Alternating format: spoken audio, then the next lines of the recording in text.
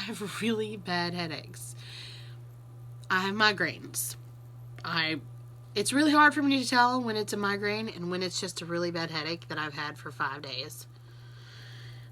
It took me 3 days to decide whether or not I need to go to the doctor. And then it took me 2 days to go. So, they come, I mean, don't get me wrong, they're not like debilitating all the time. I mean, they are sometimes. And during that 5-day headache, there were periods of time that I was absolutely useless more than normal. So I rallied myself and went to the doctor on the 4th day.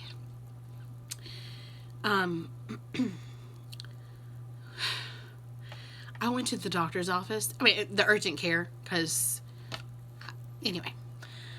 And typically, because that's what I do, is I wait until I just can't take any more. And then I go to the doctor. And, I go to the urgent care. It is a doctor, right? It's not like they're not doctors.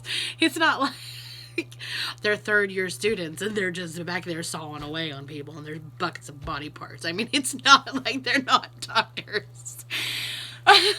Anyway, so I go the 4th day.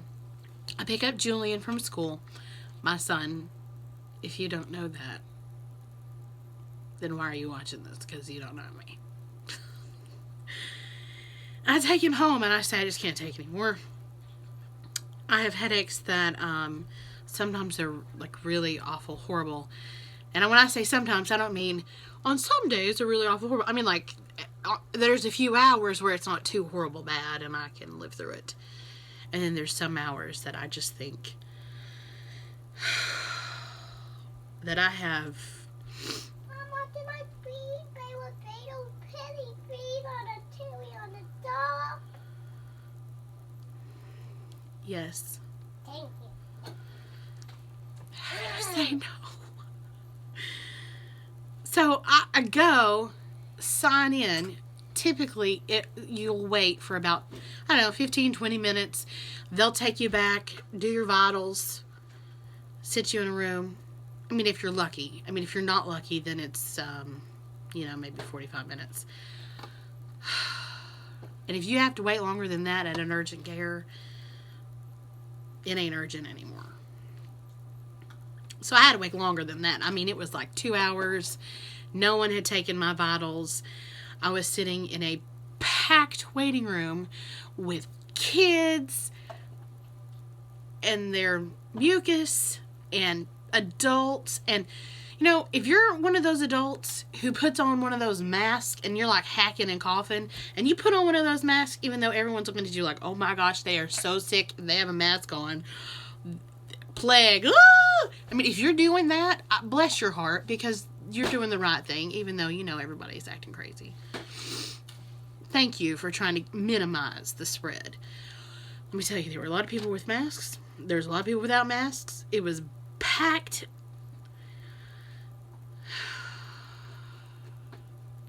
I wait for 2 hours. I see people go in. I see very few people come out. I don't think they're killing them back there or nothing. I just think it's taken forever. And I've got a horrible headache that has the audacity to start getting a little bit better. And so I think to myself, by the time I get back there, it's not going to be that bad. And they're going to look at me and be like, you don't even need a shot. What are you even doing here with all these sick people? And so I started asking myself that question. And, it was late. My husband was alone at home with all this crazy that goes on with my kids sometimes. And I thought, I'll be fine. It's been 4 days. It'll stop. And so I went home. I left. Yeah, that's right. It'll stop. It'll stop. Baby. I know, Julian's been crazy. So I go home, and I am so sick the next day. I don't even sleep. I get up at 4 in the morning, which unless you've got a gun or we're going to the airport, I don't do 4 in the morning. So I'm so sick, I get up at 4 and can't go back to sleep. I get Julian, take him to school, and I go straight from his school to the urgent care, and I wait an hour and a half. And my doctor finally sees me, and I say my doctor because I almost always go to urgent care, because if I'm going to the doctor, it's because it's urgent. And we see this guy so much that he's become our family doctor. Like, he knows us. And so for continuity of care, we continue to go to this guy. He's great, don't get me wrong. Sometimes people think that urgent care means, I don't know. Judgy people think urgent care ain't good enough. But it's fine for us. And this guy knows us really well. So I get in and I see him. And like usual, I have this horrible headache and the lights are off. And he comes in and he's all quiet and nice and everything. And he tells me, if it keeps on like this, I'm going to have to go to the ER.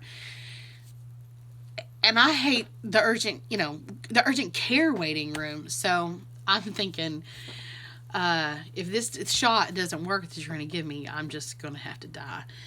And they give me a shot, which inevitably always means that I have a horrible bruise and I can barely walk because it's in my butt. I mean, my cheek. It's not in my butt. It would be so bad. Just give me the headache. And I'm saying this out loud. So he gives me this. I mean, I get the shot. He doesn't give it to me. The nurse does, of course. And it is so bad. But let me tell you, in about 15 minutes, that thing started to ease up. And I thought, maybe I will live through this. And I got in my car and I left. And I'm telling you, it felt like somebody poured acid all down from my sciatic nerve all the way down to my knee. It felt like acid. And like somebody had stuck me with one of these unfortunate things that sometimes I use to, let me see. One of these, maybe? This end. That end. I'm telling you, I thought I was going to die. It's Toradol. That's what they give me. It's an anti-inflammatory. And it works. It really does work. I pity people sometimes who go in with migraines, or people I know who have really awful migraines.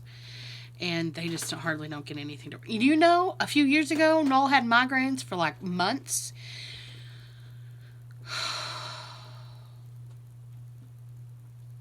That was awful. That was so bad. He was so sick. Anyway, there are people like that. And I'm telling you, if you can't get something to work, I'm so sorry. So it started working. I went home and I felt good for a couple of days. And was a little more useful than normal. Anyway,